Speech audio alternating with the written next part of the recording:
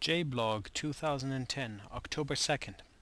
Starting out by looking at the S&P 500 PE ratio, still running at 20.93, almost 21, quite overvalued. I'll be writing a blog on that pretty soon, talking about what it means to be overvalued, what it means to be expensive, what it means to be cheap, because that is very subjective. Some people feel that P ratio of 21 is cheap, and they have their reasons for it.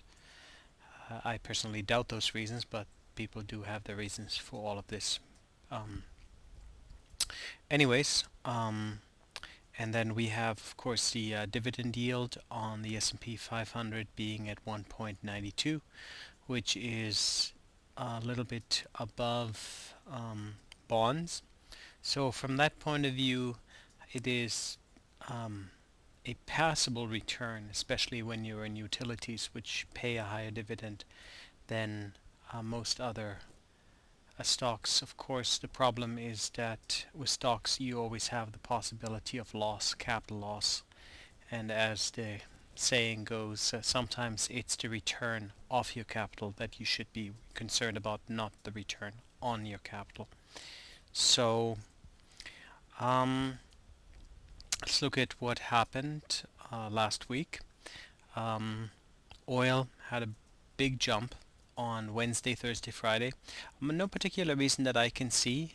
Maybe things are starting to get a bit more messy in the Middle East, even though we haven't heard anything about the Iran issue going forward from here, but the market might be seeing something that we don't. So it'll be interesting to see. There's of course these two trend lines, this channel. So from that point of view, oil could very easily go up to 85 and still be within the channel. Now that's a channel that is not very precise, but nonetheless there is a channel. Natural gas has dropped again, which says something about the North American economy, that there is not a lot of use for natural gas. Gasoline, of course, has spiked along with oil. But I'd like you to look at the RSI on oil. RSI on oil is very high, and it's basically at the point where it was previous times, shortly before a drop. So stochastics, again, very high, which basically means that oil is quite overbought at this point. Now look at the RSI on gasoline. Obviously the two are related, so again it is very high, it is very overbought relatively speaking, and if you believe in mean reversion, then obviously that is something where you want to be concerned. You don't want to buy it at this point because it is short-term high. I feel the same way about gold. If you're looking at the RSI of gold, it is grossly, very grossly overbought, and gold is front page news. Michael Campbell always likes to say that buy something when it is on page 32 of the newspaper, sell it when it's on page 1. Well, gold definitely falls into that category.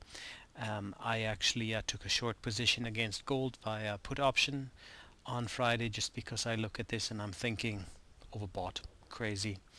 And it almost looks, when you're looking at the daily, at the last few days, it almost looks like it's going parabolic, especially GLD, the gold ETF, looks very much parabolic. So I wouldn't touch gold at this price, and I'm actually short on it just because the option is relatively cheap at this point. Nobody's expecting it to go down, and that's one of those risk-reward ratios that I just cannot resist. We'll see where that goes. Silver, same thing, but the curve is even steeper. So again, the RSI is grossly overbought. Stochastics, same thing, overbought. If we go at the look at the gold-silver index, definitely silver is moving much faster than gold. We look at the VIX. The VIX is down at 23. It has gone up a little bit, but there's certainly no fear in this market. Nobody has any belief that this market could go down. Gold in euros.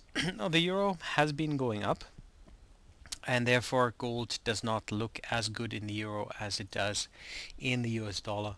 So a lot of this move is simply US dollar related.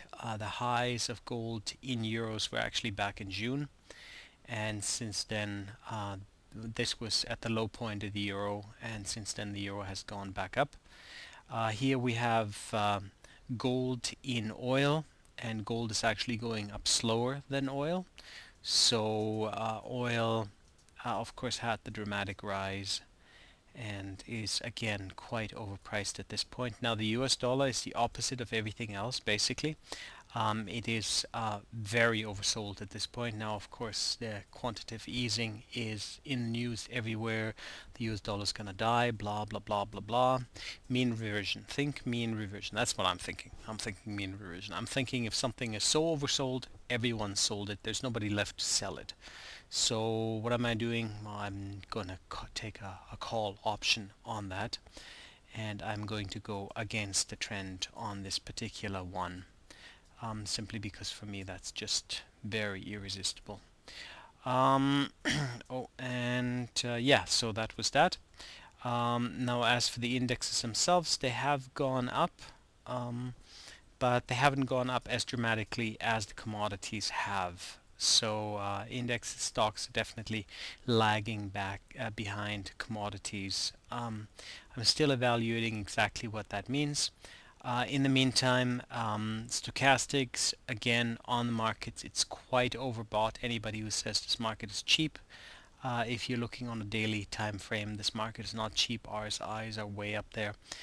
If we switch over to a week view, the RSIs have gone above a half and are currently at roughly 60, and are making new higher highs but have not surpassed the highs from back here. But if we look at, for example, one of the headline stocks, Apple was amazingly overbought at this point, has dropped quite a bit. What does that say about Apple? It simply became too popular, and sooner or later that mean reversion does happen. Currencies, again, Australian dollar very overbought. British pound, not so much. The one I'm looking for, of course, here is the euro, and the euro at this point, if I can find it somewhere. Oil, blah, blah, blah, blah, blah, blah, blah. Gold, of course, very oversold. And here's the euro. Again, gold's overbought. And here's the euro, again, very overbought at this point. No justification for that, because now we're going to switch over to the news. And what are we going to find on the news? We're going to find that Spain credit ratings set by Moody's to be cut. Spain has not managed to get its runaway budget under control. Portugal has not managed to do so. Italy, Ireland, none of these economies have managed to get things under control. Spain has been hit by a general strike all over Europe. There's general strikes. People do not like the cutbacks, obviously. I did write a piece on that in my traders blog, and it's called Our Sense of Entitlement, and it just talks about human beings and how we resist cutbacks, and how we love getting more, but we hate even more losing what we got. So if you increase somebody's wage by 5%, and then you cut their wage by 5% after that, even though they are back to where they were before, the cut is much more painful psychologically than the gain. The gain is taken for granted very often. So that's a piece. I thought it was interesting, so you might want to read it. Again, at blog.oakwise.org. Outside of that, so we have protests going on all over Europe. Now, obviously, Europeans do like to protest quite a bit. French, Italians, British do love to protest. But yes, there's going to be a struggle there to get their budget's under control. Morgan Stanley's third quarter estimate has been cut by Goldman Sachs. People are not investing as much anymore. There are not as many IPOs, and these big trading companies that of course run huge expenses due to lots of compensation are suffering because they simply no longer have the type of cash coming in that they used to. Um, and then a big story on the September 30th, Social Security started running a deficit. Originally, it was supposed to happen in 2018, then it happened in 2017, and suddenly it is 2010, the end, and Social Security is now officially running a deficit, which means that pensions are being subsidized by taxpayers. Once again, taxpayers subsidizing pensions, taxpayers subsidizing growth, taxpayers subsidizing interest paid on money lent to save companies, and taxpayers are paying for everything. I simply do not think that this is going to happen in terms of this recovery that everyone is talking about.